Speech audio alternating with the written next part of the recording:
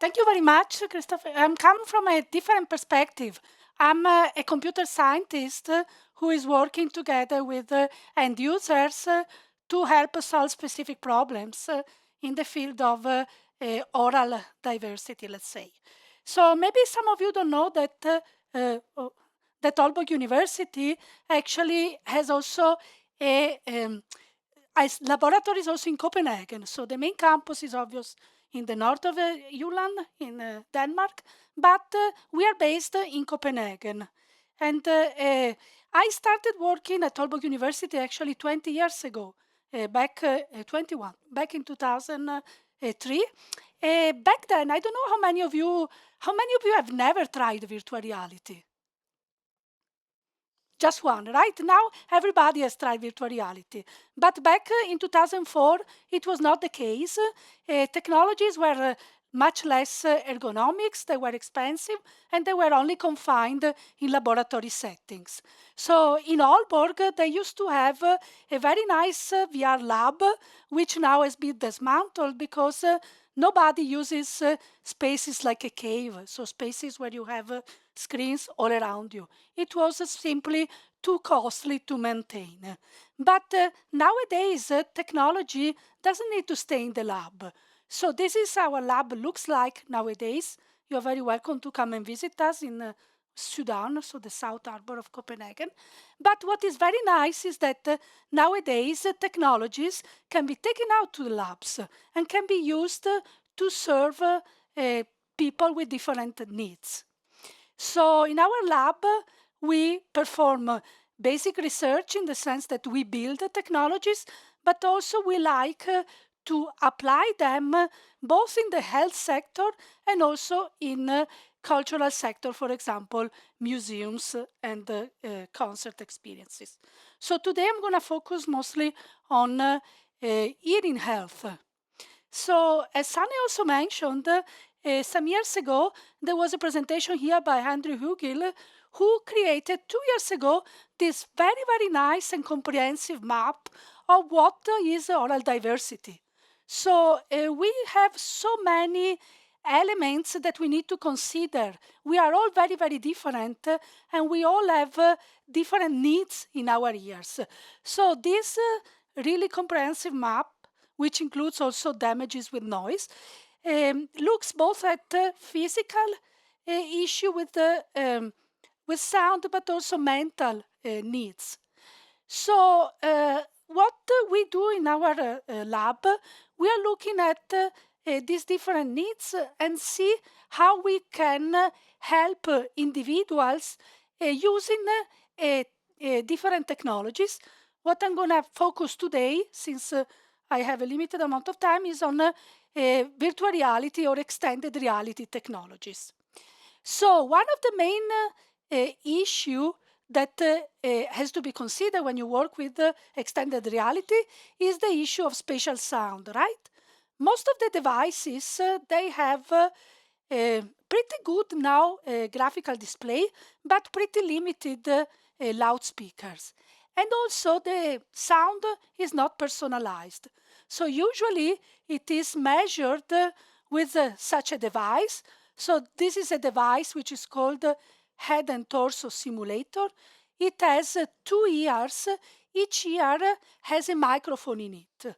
So if you record the sound with this device and then you listen with headphones, let's say that you are recording the sound at 60 degrees azimuth, then when you listen, you should hear the sound coming from that specific location. But that assumes that we all look like this, and we don't, right? So this is one of the issues with personalized sound. So it doesn't really work for everybody. And the more you look different from this, the more you will have trouble localizing sound in spaces when you use a head-mounted display. So going back to virtual reality, where has virtual reality been used in hearing research? So I don't know how many of you have taken a hearing test in a clinic. Almost everybody. So as you know, the test is pretty tedious, and you sit in a booth and you're listening to these warble sounds. And that is very unecological. This is not how we hear in the real world. In the real world, luckily, we don't spend our time sitting in a booth listening to warble noises. So the problem that many individuals with hearing impairment face is that maybe they do very well in the booth, they can listen, but then when they go to the real life, like the very famous cocktail party effect, when you are in situations where there are many sound sources and many environmental sounds, then they have a very hard time focusing on conversations. So, in this way, virtual reality has been used as a tool to create a, let's say, semi-ecological environment, in the sense that it's not the real world at all, but you can create visuals, you can move, and you can interact. It's much more realistic than being confined in a booth. So, if you wanted to read a little bit about how virtual reality has been used in hearing research, you can look at this review that we published last year. It's open access. And we saw that, and now the studies have multiplied, but there are quite a lot of studies that look at virtual reality in a hearing context, and there is a little bit of symmetry between using virtual reality in laboratory settings or using outside laboratory settings, and also between using loudspeaker or headphones. So some of you might have seen this, what is called the virtual reality, mixed reality continuum. So this is, on one side, we have the full real world. On the other side, we have an environment which is completely virtual. So completely removed from reality. In between, we have what is called augmented reality, for example, when you have your mobile phone and maybe you play Pokemon Go on those things. So I'm going to show you two examples of the use of virtual reality for helping individuals with different hearing abilities. One which is completely virtual, one which is using augmented reality, not with a mobile phone, but with a device from Microsoft called the HoloLens. So the first project finished last year was supported by the Velux Foundation, and it was a collaboration between our laboratory and what is called the Copenhagen Hearing and Balance Center. There are several audiologists there. It's part of Rigshospital, which is the biggest hospital in Copenhagen. Sorry, I don't pronounce very well. But, the idea here is that nowadays at the hospital, they treat children very early. So in Denmark, you can get a cochlear implant from few months if you have a severe hearing loss. And also you get what is called AVT, auditory verbal therapy, at the hospital regularly. So children that are now teenagers are doing very well with hearing, much better than in other countries. These are studies made by the audiologist at the hospital, and they show that children do very well. But they still have problems, and talking to these children, they showed that they expressed their issues in different situations. So they don't have issues if we are in a situation like this, so in a classroom where there is only one person talking, hopefully, and then the others are sitting listening. So that is fine.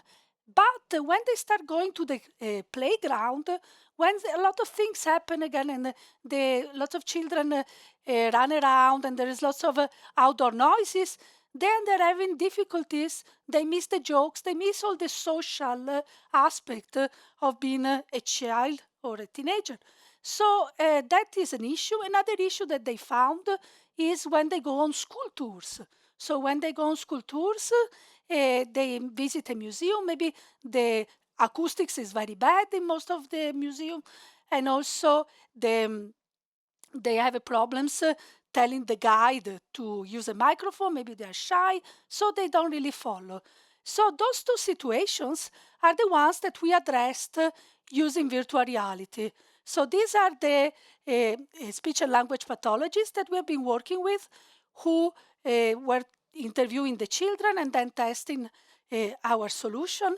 And so our solution was a take-home virtual reality experience. So we are not big game companies, so the graphics are a little bit primitive. But the idea was to simulate in virtual reality playing in a playground and going to a museum. In this specific case, we simulated the Danish Music Museum because it's a very nice place, and also, of course, because sound and music are an important element in that museum. So they were learning in virtual reality to recognize musical instruments. They had a treasure hunt in the playground, a virtual treasure hunt. Our question was, if they train at home with our simulations, will they be better in real life? So, and we did this both through quantitative measurements of their performance in VR, but also with a focus group with the parents and the children separately to understand how they were doing in general. So what happens is that they came to the lab, they got installed their device. As you can see, that's all they need. They don't need a computer anymore. So it's very easy to take home and use. And then they were training the music museum, they were training in the playground, and they were training for 2 months. And this was actually a problem because this solution was not fun for 2 months. It was fun maybe for a week, but then they became bored by our gamified solution. They used to play very sophisticated games that we cannot develop as a little lab. So the positive side of this project was that they increased their awareness. So for example, one of the child in the focus group said, oh, now when I'm playing soccer, I know that I need to put myself on the side of the coach so I can hear him better. So there was nice positive awareness, but we needed to develop solutions that either they are tested for a shorter amount of time at home or that they are more engaging and entertaining for them. But it seems like the approach can work and can be positive. I'm just checking the time.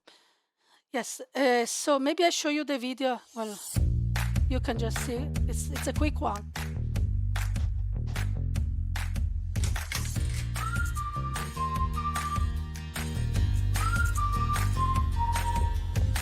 This is the Music Museum. Velkommen til Musikmuseet. Når du er klar til at begynde vores rundvisning, så vil jeg være jeres guide og fortælle lidt om de instrumenter, vi har på museet.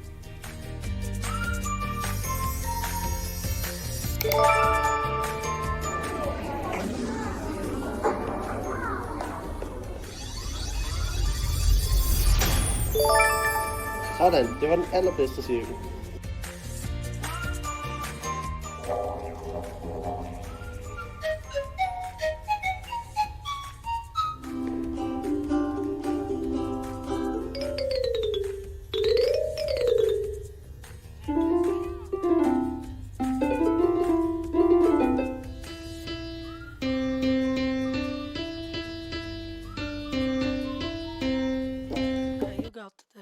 So another solution I'm going to quickly show you was for elderly hearing impaired, that specifically those that used to be musicians, but then they lost their hearing and they lost also the desire to play and also go to concerts, because of course also going to concerts there are lots of musicians, and that they told us that they had trouble distinguishing which instrument was which. So in this case, we created a simulation in augmented reality, because another thing they told us is that they really didn't like to be completely absorbed and immersed in a virtual world. They like to see still the real world. So in this case, by using a device by Microsoft called the HoloLens, it's mixed reality, which means you can see the real world and the virtual world. And the idea was that there were some visualizations of these musicians that were matched with the corresponding instruments. So by learning to associate an image to a sound, and by segregating the instruments, they were learning to understand, regain, because they had before a knowledge of timbre, regain what is timbre of instruments in order then to learn how to appreciate a combined performance. So in this case, what happens is that the therapist, actually it's a tool to be used in clinics, because the HoloLens is not something that you install easily at home like the other devices. So in the clinic, the therapist moves the instruments around in space, and then the person learns, that's a bass, that's a guitar, that's a synth, and then putting them together, they regain appreciation of a musical ensemble. So I think my time is running. You have a couple of minutes. Okay, thank you. Yeah. So maybe I would like to give some, this is another project that uses virtual reality in a different context. So in this case, it's not for individuals who lose hearing, but have actually hear voices that you cannot, they don't exist. So it's for individuals which have schizophrenia. And this kind of treatment has been shown to be very successful in the UK. So in the UK, they have what they call avatar therapy with a screen where the therapist speaks through the avatar, and the avatar voice is modified, use different kind of sound processing, and it has shown that this kind of therapy helps treating auditory hallucination. So right now, together with a company which is called HECA and the psychiatry department at Copenhagen University, we developed the virtual reality simulations, and now they are testing with a large-scale test to see if this avatar therapy in VR has actually an effect on individuals with schizophrenia. And this is supported by the Innovation Fund Denmark.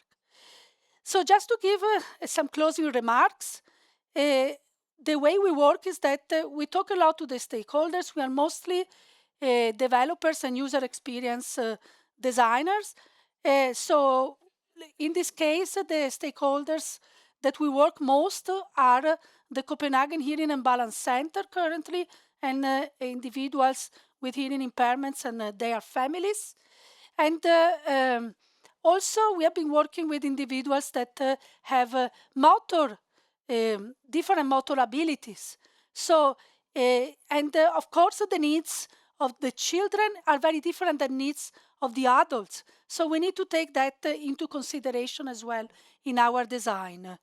And also, one of the typical issues when using virtual reality, especially with populations that are not used to it, is cyber sickness. That is a very big problem to take into account. So when we design the solution, and there is a nice, it's very old, but the principles and the causes of cyber sickness are very well described in this paper. Also, of course, we need to take into consideration personal aspects and also how to address personal preferences. We could see in the music, of course, the solution should have different kind of choices in the musical style, on the gaming difficulties and so on. So it would be good to have some ways to adapt the different interventions to the preference. Also, how do we measure? There is still some challenges when you have these interactive experiences. What are you measuring? Are you measuring performance? Are you measuring sense of presence, or so on? And I think you want me to stop, so I will just leave it here. If you want to ask more questions, you are very welcome to contact me. Thank you, Stefania.